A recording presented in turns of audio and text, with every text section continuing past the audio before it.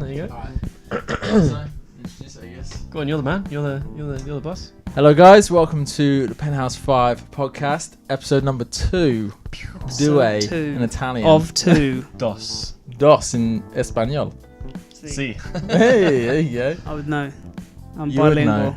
Yeah? What's Yeah. Wein? Is that German, isn't it? Eins Wein? I'm pretty sure that's... Sounds about right, Dave. Yeah. Like, that was so condescending.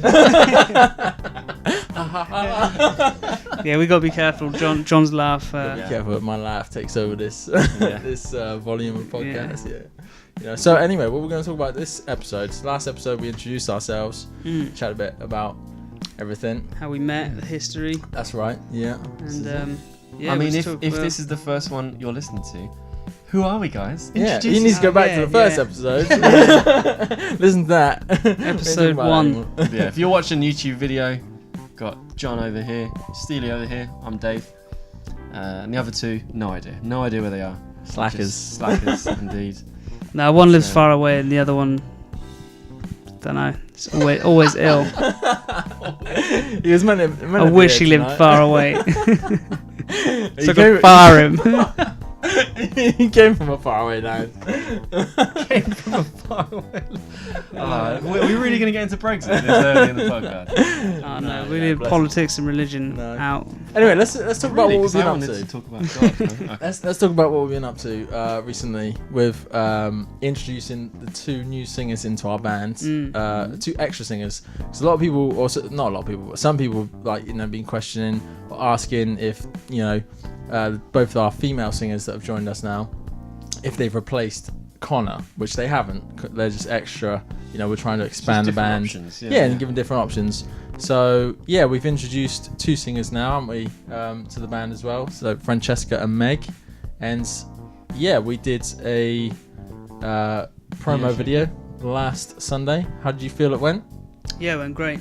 Yeah, it's really, really Yeah. good. The girls day. are awesome. Yeah. They're good fun and up for a laugh and everything. And we were just listening earlier on to the recordings that they did, and it sounded great. It sounded really, really good.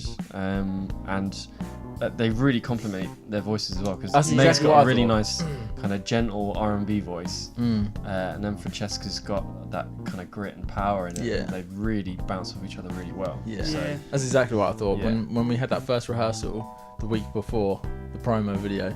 So I thought when I heard them both sing together, like the harmonies and stuff, I thought it's just really good. The dynamic is like one's a lot more louder and powerful, and the other one is a lot more, I don't know, quieter, but there's a really great tone to her voice as well. Delicacy to it. Yeah. And you got so many absolutely. That's the right options as well, because if you had 2 people that were Very really same. good but the same, it'd be like, well, that's great. You got 2 good singers, but we've not only got 2 good singers that get on well with everyone. They've got really great personalities.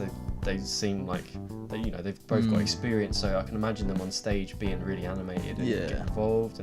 But then because of the nature of the voices, just gives you so many options with like how you arrange the songs, and you can work the songs around their voices, and it's just another level, isn't it? And I think thinking about our set list now with Conor, I think only really like Anastasia and Valerie are the only 2 female songs we've got in the entire set. The rest are all male. But when you think about all the artists, New all possibilities. the artists, there's so because many. there are some, I think, with Conor that we probably couldn't do because it just wouldn't sound 100% right. No. Like Beyonce. Yeah, we doing can't. Single Ladies with Conor. Like some songs like that. Yeah, definitely. But I think we have opened up more options definitely now, especially with 2 female singers and harmonies and stuff.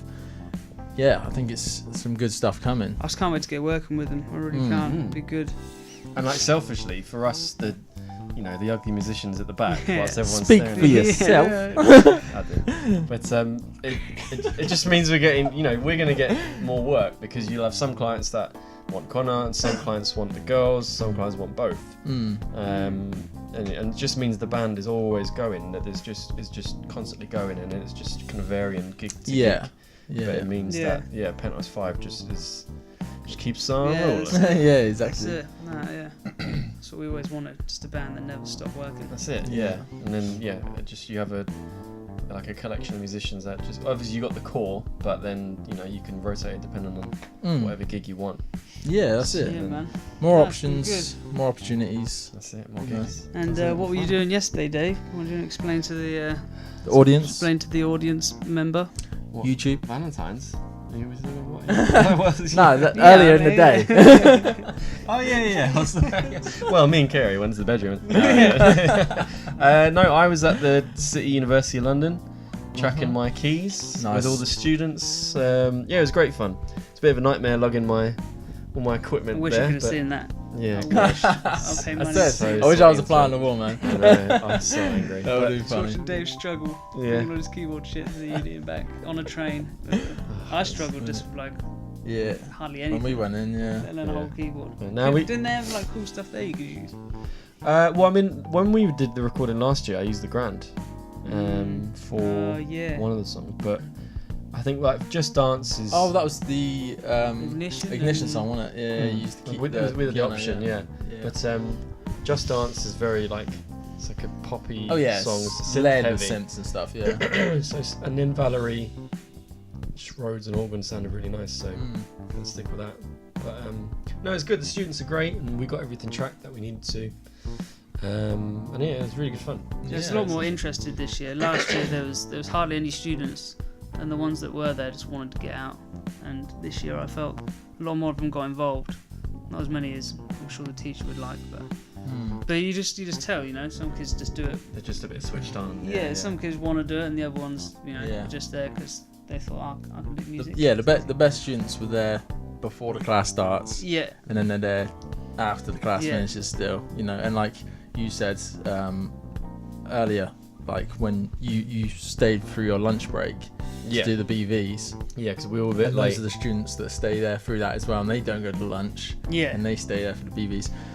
But yeah, I think that's what shows really. That's hardest what's gonna. workers. Yeah, if there's any students listening, that's the real meat and potatoes. Is it's the grind that you do in between lectures. Lectures are just a really small part of your uni experience. It's about putting in the hours in the studio, or if you're doing a performance degree, it's about. What were you like as a student? You went to uni, didn't you? I was. Where'd you go? I went to the University of Huddersfield. And you studied music, didn't you? I studied music, popular music, and music technology was my degree. What were you like as a student? Were you that kind of student you were talking about, or?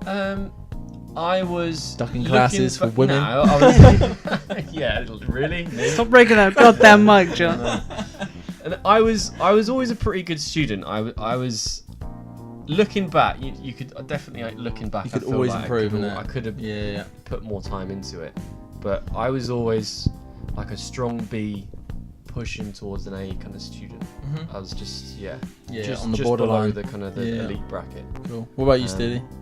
What you like I was a good student. Maybe not at college. College was a bit. But you went to. I went to Musicians Institute in Hollywood, out in LA, and I mean I never missed a class because it was just. It was that's a massive experience. That's what I studied. Yeah, exactly. But their kids were. I guess they were Americans, but kids would just sleep in and miss classes. I was like, you got some like the best drum teachers in the world. What are you doing? I think that's probably your point of view though was. Yeah, you knew that, and you're away from home, and it's a whole different experience. Whereas someone like you're talking about who slept in would have been like someone just here, like in their own country. Yeah, exactly. You know what I mean? Like not taking it serious, not understanding. But, I mean, it was expensive to go, so but they were harsh, man. Like if you messed up, you had to go back and do the whole quarter again. Like my mate Matt Spatola plays with Jesse J, and even he finished 6 months after me. So you can imagine how good he is, but they were just like, nah, you got to go back because he failed his reading or like his theory and stuff like that. Wow. So they're just like on it, man. The amount of kids that I started with in a big class, probably about 30, and by the end of it, there's 15 of us. Yeah. It had like a 70% dropout rate at school. Bloody hell. Yeah, because once the first 2 quarters, you're like level 1 and 2, classic Americans. There's 6 quarters in the course. Yeah, I know. You gotta love them. But that is genius. yeah, the first 2 quarters are kind of not easy, but they're the very basics. And then most people make it through that. And then when you get to 3 and 4, it really steps up. And by 5 and 6, you're coming out of there, pro musician. You know your stuff. Yeah. So yeah, a lot of people didn't make it. Like good friends of mine that just didn't make it through. Sounds like it was like Battle Royale or something like that. Never made it. But, They go. But yeah, it was like anything, like you were saying about the students. Like it was, you know, you went into the classroom and they gave you. Everyone had the same curriculum, but it was what you personally What you put into it. Yeah. Yeah. Everyone got the same piece of paper at the end of the day. It was just whether you went home and practiced for 8 more hours after school, which you know. That's uni was. I remember a teacher saying this to me when I was at it, and I'll never forget it. And he just said like, use your time whilst you're here, because like the degree where I went to was like 2 years, normally 3 years and stuff. But like he was saying, when you're here, like this is the only time in your life basically you'll have this much time to practice. Like almost every day. Yeah, like you have like you have what like a couple of lessons and they're like 2 hours long each. That's 4 hours out of your day. You don't have to work whilst you're at uni if you didn't want to, you know. Or if you do, it's part-time. Yeah. So like, but say for instance you didn't have to work because you've got the loans and stuff like that. Grants, yeah. I mean, you're living pretty crappy anyway because you're a student, but like that's all the time in the world, man, to practice. Nowadays, like as soon as you get out of uni, it's like real world. You either work and earn it. You got to in some way, haven't you? So it's like that time has been either. That's why I kind of feel like, you know, if I had, it's kind of a cliche, but it's like if I had the mindset I had now, you know, 10 years ago when I just started uni. 100%. I'd love to do it all again. It almost makes me feel. Would you do it again? Yeah. If you could press the button right now, take you right back to that moment, would you do it again? Knowing what you know now. Yeah, but it's not like because I regretted anything. Because I'd just love to do it again. I think I could. It's like watching a movie again.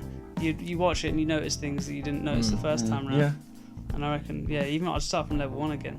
I'd be way too good for that. But it makes me think though that, like, I kind of almost wish that I worked for a year, like a full-time job for a year, and then went into uni, because I feel like I'd maybe appreciate the time I had a bit more.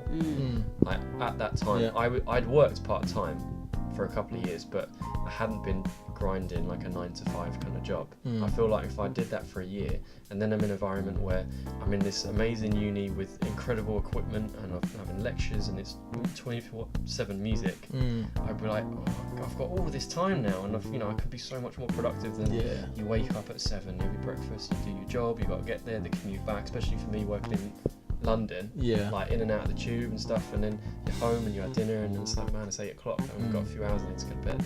Whereas you go to uni and it's like, I got a lecture at 11 and then I got one at 3. Just down some vodka. and like that's it. So I can spend, hours every day in the studio. I could spend hours practicing every day, creating, orchestral arrangements or whatever you're doing. Yeah, whatever you got interest in. It. I kind of feel like that would be like if I do have kids and they go to uni, that's something I'd be tempted to maybe say to them, take a year out and work full time, and then go to uni.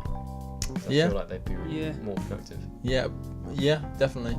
On the flip side, it's like, is uni actually worth it though, as well? That's another good point. For music, I'm a massive advocate for music schools, man, especially if you really want to do it.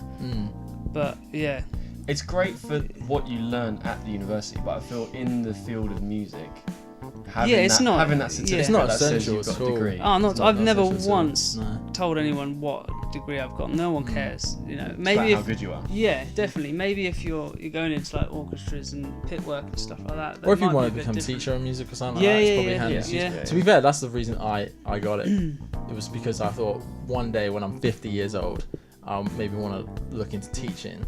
Like, then it'd be useful to have. Yeah. But also, obviously, like, the time you spend there, the people you meet, like, what you do get to learn as well is obviously invaluable. But really, that's what I got my degree for, was like, maybe one day I want to teach when I'm older. A degree would be cool. Get it done now. Do you know what I mean? Like, Yeah, man, it's cool. It's cool to stick on your website and your CV, stick at the bottom of the page. Got this diploma. But I don't think in music it means anything really. No. You can, as long as you're on, you show up. You play well and you look good. Advice. Let's give us some advice to, like, just spend about 5 minutes on this. Advice to musicians who are like, back when we were starting. Maybe maybe you're starting uni, or maybe you're, think you're in college now studying music and you're thinking about going to uni, or something like that. Let's give a bit of advice that we chuck in there. From Choose each of us. another career path. That's it. Run, That's it. It's done. run now. Oh, that's genius. It's hard ass work. Definitely a musician. Isn't it? Definitely a musician. Oh man, just One bit of advice. Once you're thinking, I think the one for me Mhm. is, you've got a lot of people that are studying hard subjects that are a real slog and a real grind. If you're studying English literature or history or like real like essay heavy or exam heavy, like in the sciences or something like that, where it's a grind and it's more something you're good at instead of something you're really passionate about, it might be. Or maybe you're just doing the degree because I have to get this degree to get this job. Mhm. Whereas in music, it's not like English or history. Music is something that if you're not passionate about it, you're not going to do it. It's all about the love of the game. And so I would say to people, remember that when you're waking up at 9 and you're thinking, I can't be asked to go to the lecture. Just try and remind yourself, I'm going to university to study music. My life is 24/7 music for 3, maybe 4 years. Like, appreciate the fact that you're studying something that you love and that you're passionate about. Cool. So, turn up because you're lucky. You're studying an awesome subject that's so much fun, so fulfilling. You're probably going to be having a lot more fun in the studying part of your university life than someone who's studying English and has got to read 10 books a week and has got writing paper after paper, and it's like a proper grind.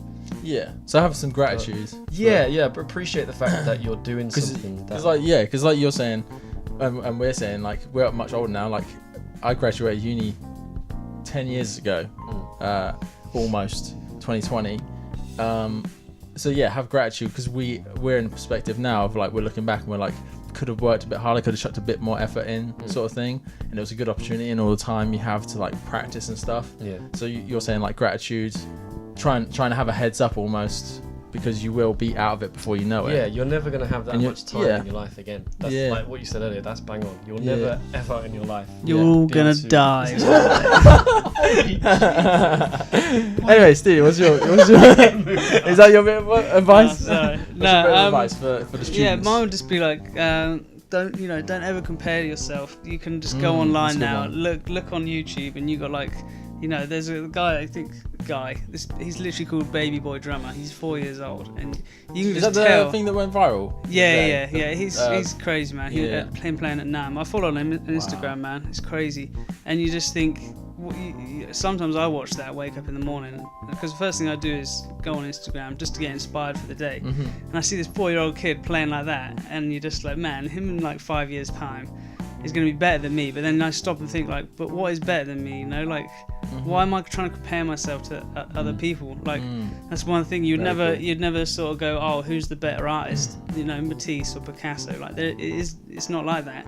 It's kind of, you got your own style, and you got to just play to your strengths, do what you do. You don't need to be the gospel chop guy and the rock drummer guy and the metal double pedal guy and the jazz guy all at the same time. Just, I mean, that's what uni does to you sometimes as well. It makes you, I think it's a good thing and a bad thing, where it like gives you a taste of everything. It gives you a taste of everything, which is great, because maybe you're a particular style and then you fall in love with a style that you never played until you found the teacher that pushed you towards that, maybe.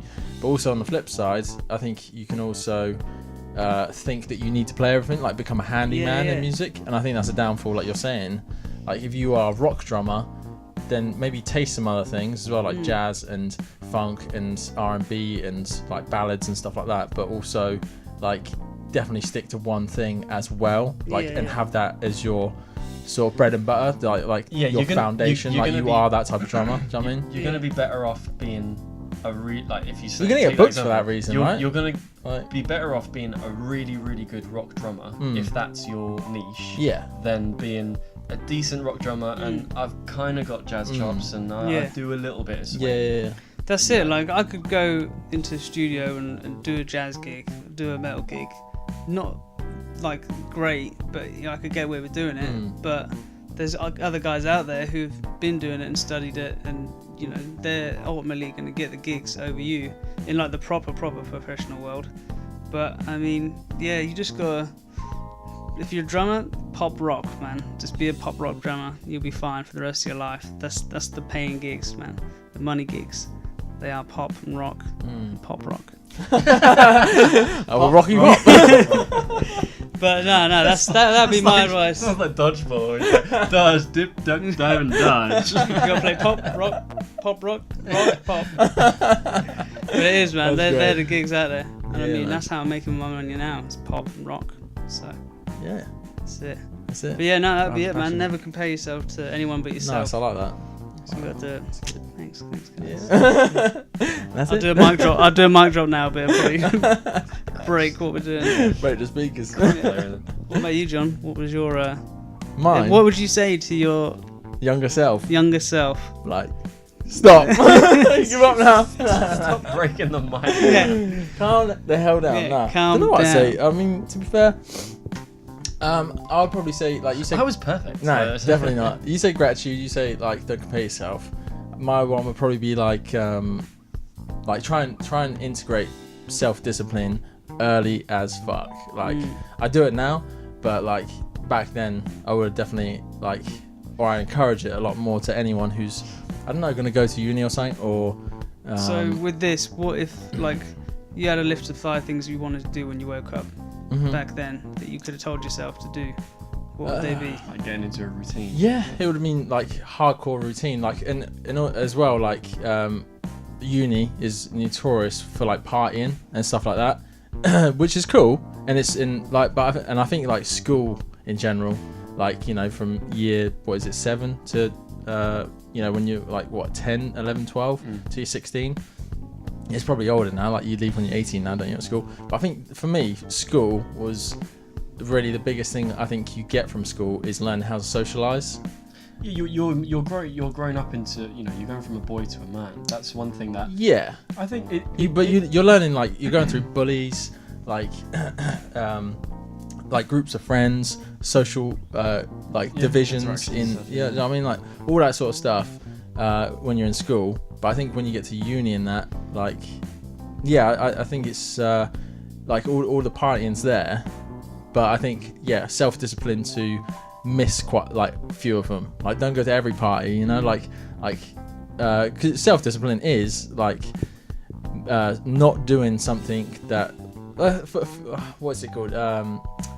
Like foregoing instant gratification for like delaying the instant gratification. Do you know what I mean? So like instead of like doing what right now, what's easy and satisfying right now, like which might be to party tonight because it's Friday night and everyone's going out, why don't I just sacrifice that night and do some practice or do something else like that's worth more? Do you know what I mean? Yeah. And I'm not saying stay in and be a boring like fucker or anything, but I'm just saying, do you know what I mean? Like that would be something I would have done more of. Self-discipline. Less bitches, more practice. Yes. No, yeah, you know what I'm saying? No, like self-discipline, no, like man. to be able to discipline yourself earlier, like in an earlier age. I still struggle to discipline myself now, but I mean, or even not even just partying, like Netflix. I mean, Netflix is now. I didn't have that when we were in uni or anything. back in our day. Yeah. Or like gaming or like TV shows or something like binge watching shit, like something that's like, you know, you obviously know it's not productive. It might just be like you know, something to escapism or something like that. But like rather than that, swap it for something that is gonna, like, you know, is another step closer to what you want to become, what you want to do, and that sort of thing. And that's what I'm implementing while you're now, on that but- point, actually, now I'll say a good one is if you do love watching TV or anything, like just practice while you do it. I do it all the time, man. If I'm watching something, I really do. That's but when great. I do, I just have my practice pad in front of me, and before you even think about it, an hour of TV's gone by, and you've just done an hour of practice. And your hands are warm, and your muscle memory's getting tighter. Same with you, well, I don't know, it's a bit different for keys. You could Even do. You just- could just be you like could doing still, scales or scales something. and Watching where like you could just sit there and slap away Yeah. and play bass. Thank you. Yeah, I mean, with guitarists, I lived with guitarists when I was in America. That's all they did, man. Because they were just obsessed. Again, that guy Matt, he was just obsessed, and that's where he is now. Because it was every time you couldn't even. every time you couldn't even talk to him. Be sat trying to have a conversation. That's like the stories of Jimi Stop. Hendrix, where he took his guitar everywhere. Like that's those stories that go around with the musicians. Like, apparently that's what Jimi Hendrix was like. He always had a guitar on him. Yeah. And like you know, like kind of like went to the toilet with a guitar, like in the shower, like you know what I mean, like that extreme, like. You know, just always playing. The like, obsessive ones. I mean, you can't like some of the obsessive ones get a bit weird.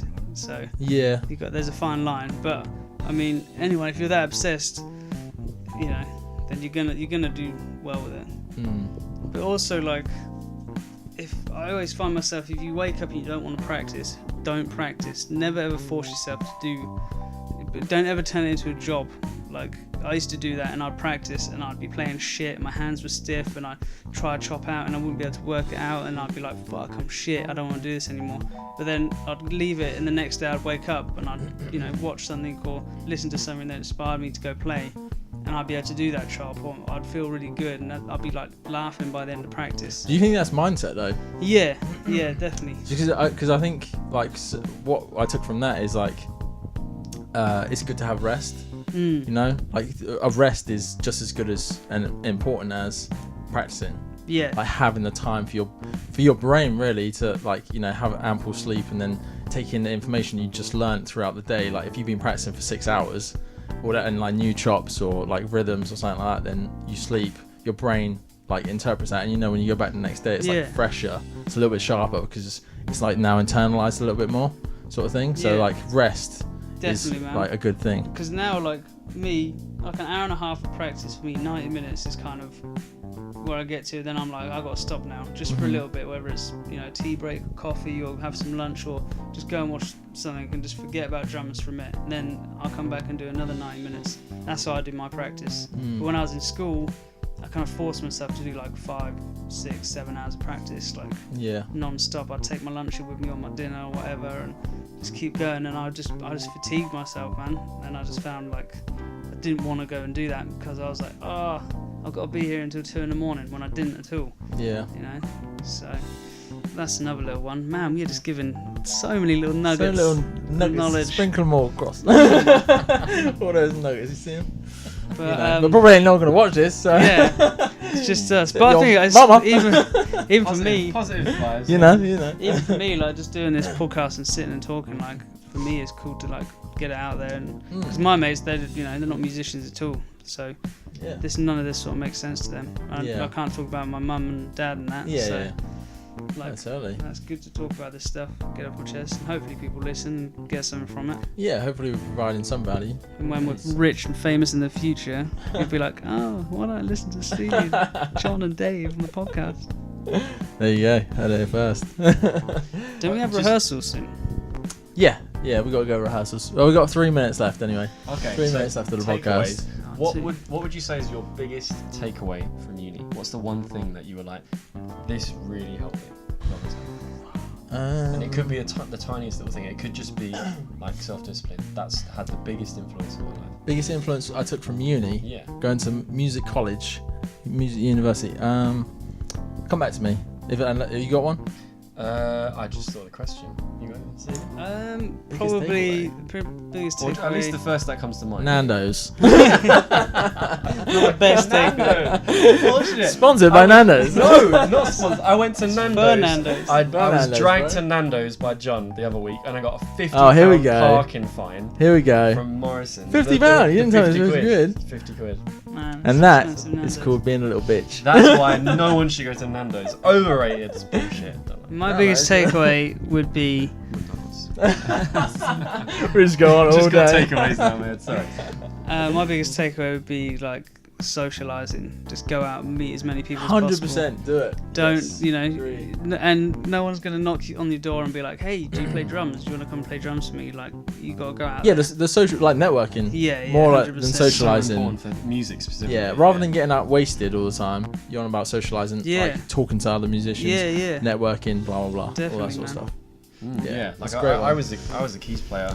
We're going to have to finish soon. Oh, what we got? You were a keys player. Minutes. What are you now?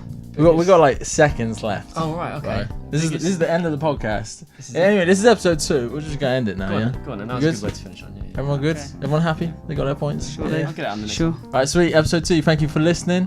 Thank you for watching. Make sure you watch on YouTube as well, and follow us on Instagram. We're posting all stuff on there all the time. But from all of us, or us 3 of Penthouse 5, see you later. Peace. Bye.